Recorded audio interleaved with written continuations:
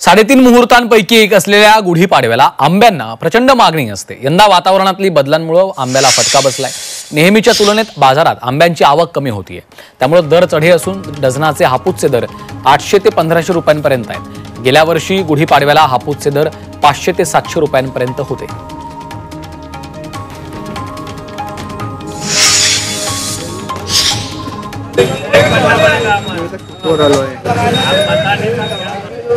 कडक उन्हामुळे लिंबूचे दर वाढलेले आहेत। वाढलेली मागणी आणि आवक कमी होत असल्यामुळे लिंबाचे भाव वाढलेत।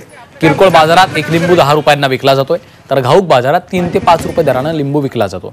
शुक्रवारी मुंबई बाजार समितीमध्ये लिंबांची 95% आवक झाली। 95 टन आवक झाली। आजपासून नमो शेतकरी योजनेचं वितरण केलं जात आहे। शेतकऱ्यांच्या खात्यामध्ये 2000 रुपये जमा होणार आहेत। याचा 93.26 लाख शेतकरी कुटुंबाला थेट लाभ होणार असल्याची माहिती मुख्यमंत्री देवेंद्र फडणवीसांनी दिली आहे।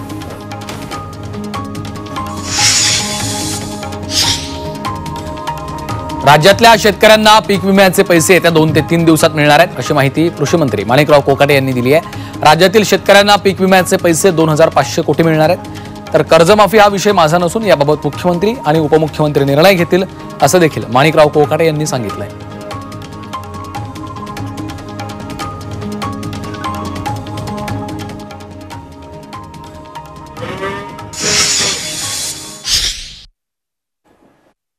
सभा आणि विधान परिषदेमध्ये प्रश्न उपस्थित केले गेले होते।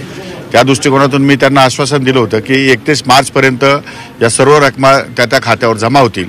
काल परवाच माननीय वित्तमंत्री अजितदादा पवार यांनी फाईल सही केलेली आहे आणि 2555 कोटी रुपये आपण विमा कंपनीला या ठिकाणी वर्ग केले आहेत। साधारण एक 4-5 दिवसामध्ये विमा कंपन्या त्या शेतकऱ्यांच्या नावावर त्यांच्या पोर्टलच्या माध्यमातून त्यांच्या नावावर पैसे जमा करतील।